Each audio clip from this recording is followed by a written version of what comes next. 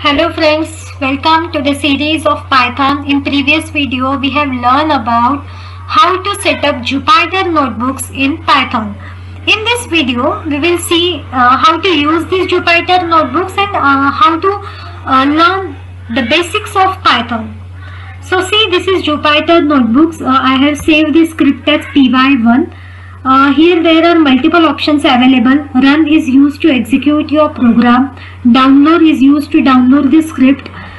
In file there are various options called as new book, Python 3. Here you can create your own new book.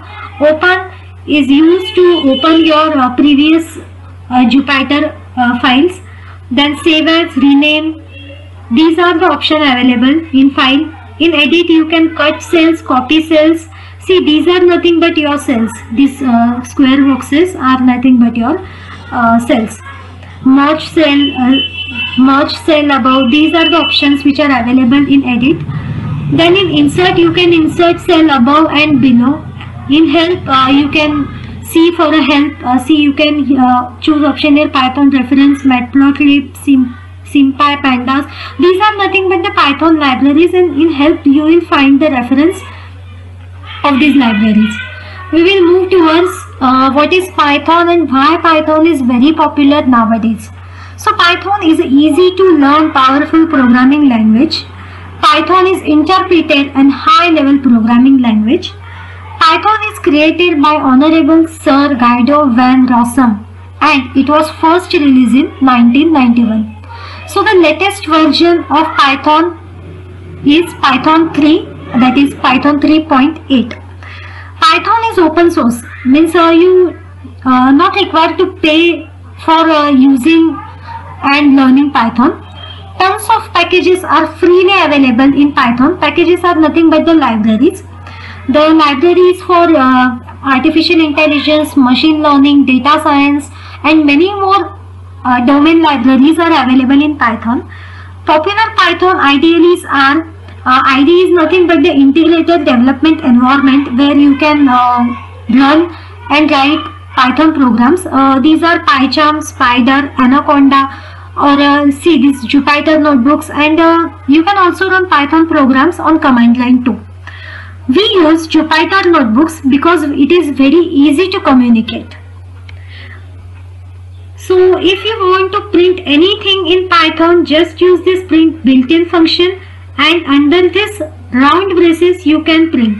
See, I have used here welcome to my Python learning video series. This statement is a user defined statement which is present in print function, and this will give me as output welcome to my Python learning video series. See, this is in means the input, and this is our output. These square boxes are nothing but the cells. If I want to make an addition of two numbers and I want to print the result, then I can use print 10 plus 10 and it will give me the result as 20. Again 10 minus 10, 0. Here it has done addition and subtraction of these two numbers and printed the result. So this was all about the basics of Python. Now we will move towards variables in Python. Variables are nothing but the placeholders where some values are stored. Variables are created when you assign a value to it. Python has no command for declaring a variable. Means there is no need of any command to declare a variable in Python. Also, you don't require to declare a data type in Python. Just write x equals to 5. X here is the name of variable, equals to 5. 5 is the integer value which is assigned to the variable called as x. Y is equal to hello. This is nothing but the string. And z is equal to 5.5. This is nothing but the float. If I want to print the value of x, I just use print x, print y and print z.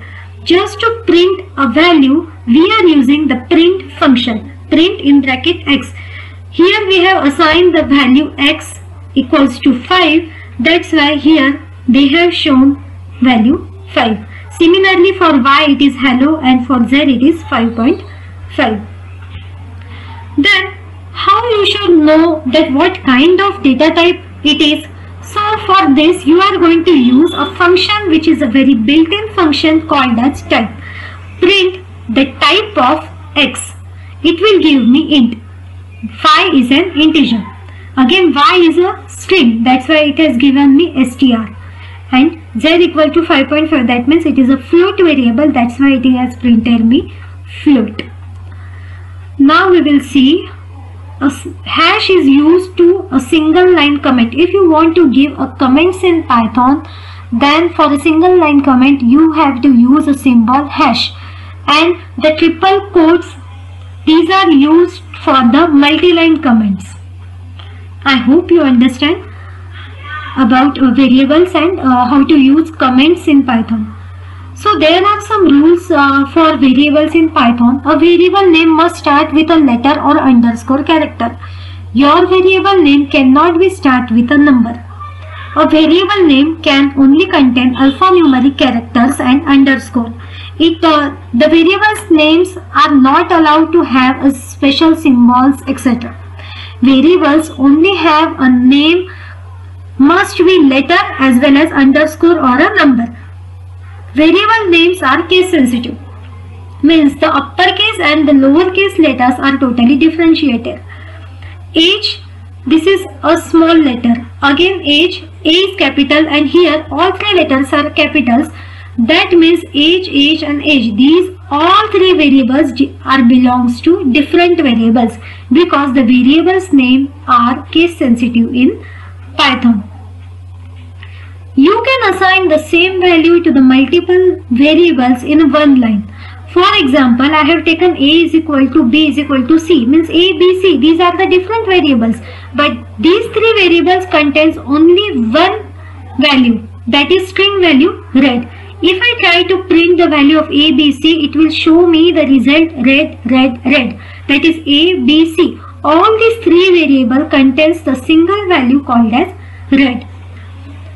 Now we will see how to combine both text and a variable in Python. So you can use this plus operator.